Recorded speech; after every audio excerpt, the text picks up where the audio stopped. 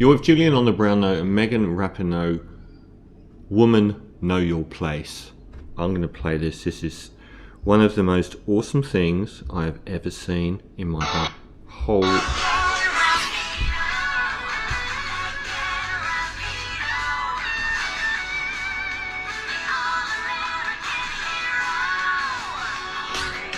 So, ever since they decided to bash Trump by winning the World Cup and not going to the White House, and a lot of them being gay and not really into the Republican Party or right-wingers, there's just been this hatred on the right wing of America to hate the US women's soccer team.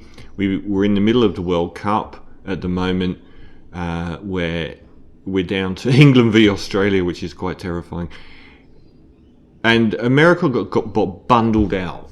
They got bundled out after the group stage, a lackluster performance. Everyone laughed at them. Everyone laughed at Megan Rapinoe.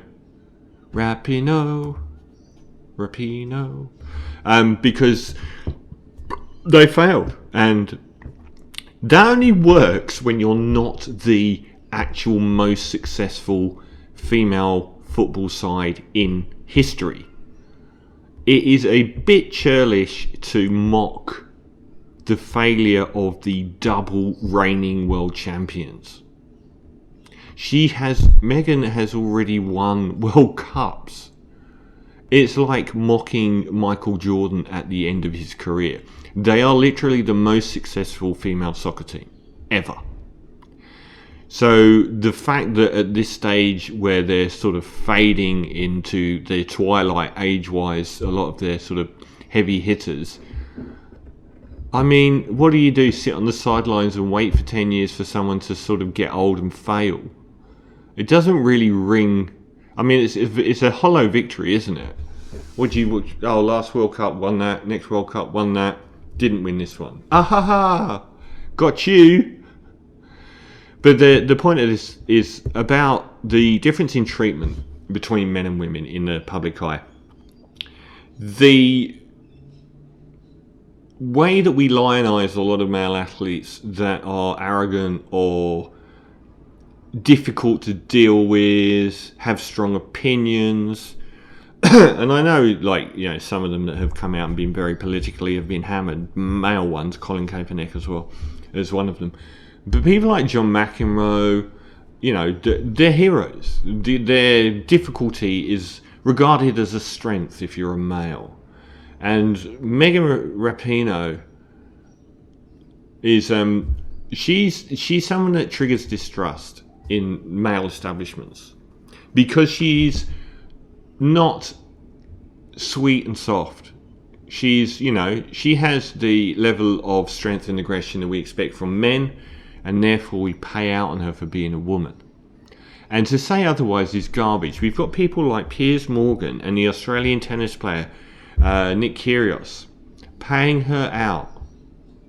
And even people that don't support Donald Trump saying, how glad they are that she failed because she's so arrogant. Nick Kyrgios has made an entire career out of being that arrogant, out of being that difficult, and is still celebrated as a hero we all love.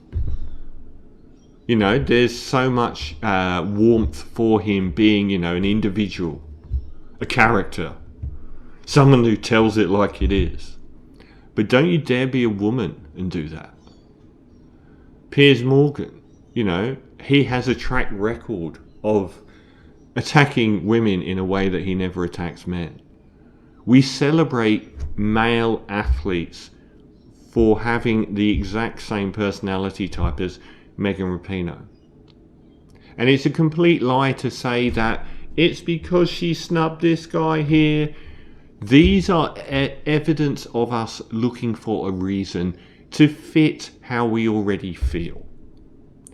The whole snubbing thing with the ball that recently came up where she snubbed some kid by signing his ball and not looking him in the eye. Even though we don't have any context for how many times a day that happens for her or anything else, or what was going on at the time, These things are crap. We look for reasons to justify how we already feel. And we already feel that way about Megan Rapinoe because she is a woman. Outspoken women are hated by the male establishment. And you can lie to yourself as much as you want, but I guarantee you've got so many male figures that are difficult and challenging and obstinate and arrogant who you think are great. It is purely because she's a woman. It's no other reason.